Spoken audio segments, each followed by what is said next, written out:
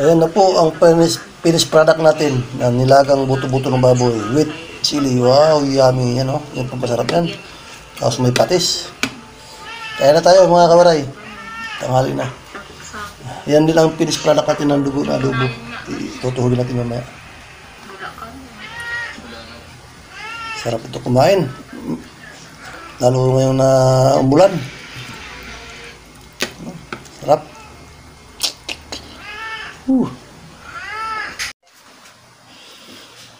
Hello, magandang umaga mga kawaray. Good morning sa inyong lahat dyan. Kumusta kayo? Sana nasa magandang kalagayan kayo ngayon. Meron tayong mga karne. Ito, yung buto-buto, dahil may hangover si Ricky Waray, magdalaga tayo. Itong ulam natin ngayong pananghalian. Nilagang buto-buto ng baboy yan. Malaking hiwa talaga yan para tig-isang hiwa lang kami. Tapos ito naman yung pang negosyo natin mamaya. Yan. Hiniwa na ito na laman. Pang barbecue mamaya. Yan. Ganyan. Ganyan siya. Hiniwa na yan. Yan. Mamarinate lang natin. Mamarinate ngayon. Bukas natin tutuhugin. Para isang araw nakamarinate siya para masarap talaga. At ito naman yung paa at saka ulo. Hindi pa nakalaga, ilalaga pa lang. At iyan po ang isaw ng manok. Ayan. At itong tainga naman, nakalaga na rin po yan. Pagkatapos natin mahiwa yan, mamarin natin. At ito,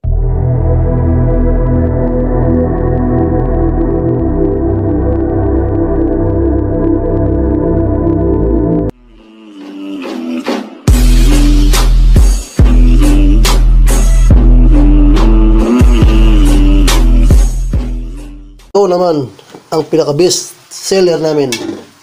Yum. Tut. Yan, bituka ng baboy. Yan.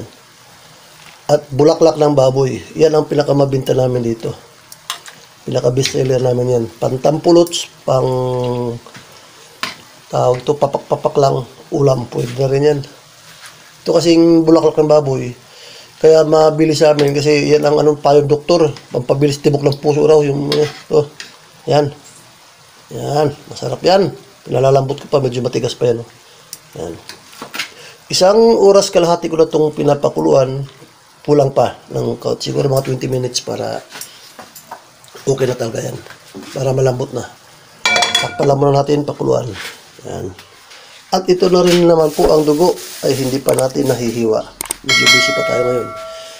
Inuna ko lang muna itong lalagain para pananghalian tayo mamaya. Yan.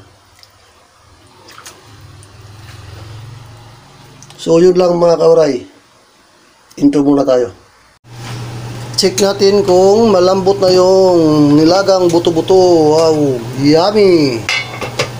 Sigurado ito. Pagpapawisan si Dudong Waray nito. Medyo nakarami tayo kagabi ng MP, kaya itong kailangan ko yung sabaw para malakas tayo mag-ihaw mamaya. Laki mga buto-buto na yan. Sigurado ito.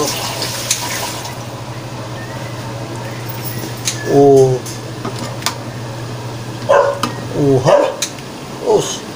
Grabe. Ha? Yan, yummy, may hotdog, may tummy. Sigurado, lagyan ko ito ng sili. Palambutin pa natin ng kaunti. At check ko rin yung adobong dugo ko kung okay na. Para naman ito pang negosyo, pang barbecue mamaya. Adobong dugo. Hindi pa. Matubig pa.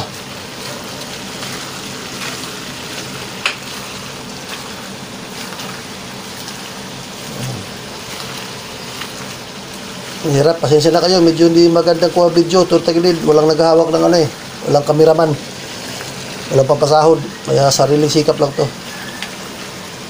Ayan.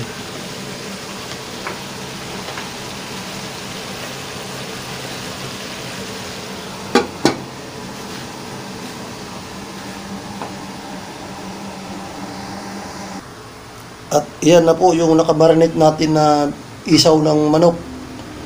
Ulo ng manok, tainga, paa, pinaghaluhalo na yan dyan. baluna, nandyan, halo-halo na yan. At ito ang nakamarinate natin na laman naman. Yan na yan. At ito, hindi pa yung bituka ng baboy. Yan. Yan ang sauce niyan pang marinate. Yan. Yan. Bituka ng baboy yan. Oh, yummy. Para mas sumarap mga kawaray, lalagyan natin ng ayan, repolyo. Tapos kamatis yan para masarap, mamula-pula, masim-masim. Tapos ito, patatas, malilinggit lang. Yan, tama na yan, ganyan kaliliit lang. Patatas at saka repolyo. Tapos tanglad ang ginamit kong niya, pampabango. Harap yan. Tingnan natin kung pwede na ilagay yung gulay. Oh, yummy. Okay, alright, pwede na. At tapos na rin itong adobo nating dugo. Tikman natin. Wow, sarap. I love it. Okay na, mga kawaray. Papakita ko na sa inyo mamaya ang mga finished product natin. Ginisa ko muna yung sibuyas na kamatis para mas malasa siya, mabaho doon sa nilaga natin. Luya. Mga sibuyas at saka luya. Yan, pag natapos na yan, para mag-juice yung kamatis, para mamulak-pula yung sabaw na medyo masin-asin. Yan. Saka natin isasalin sa pinakulo natin yung pinalambot na buto-buto. Yan. Para masarap. Yan na, ready na yan. Ready to fire na yan. Yan. Yuhuu! Sabi ko na sarap yan.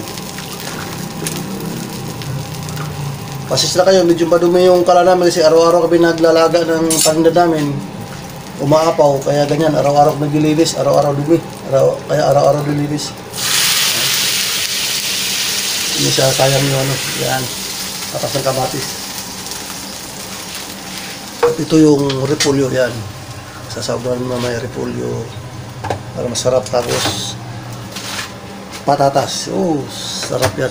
Lagi ng siling haba at siling labuyo. Ayan na po ang finished product natin. Nilagang buto-buto ng baboy with chili. Wow, yummy. Yan yung pampasarap yan. Tapos may patis. Kaya na tayo mga kawaray. Tanghali na. Yan din ang finished product natin ng dugo na adobo. Tutuhulin natin mamaya. Sarap ito kumain. Lalo ngayon na umulan. Sarap.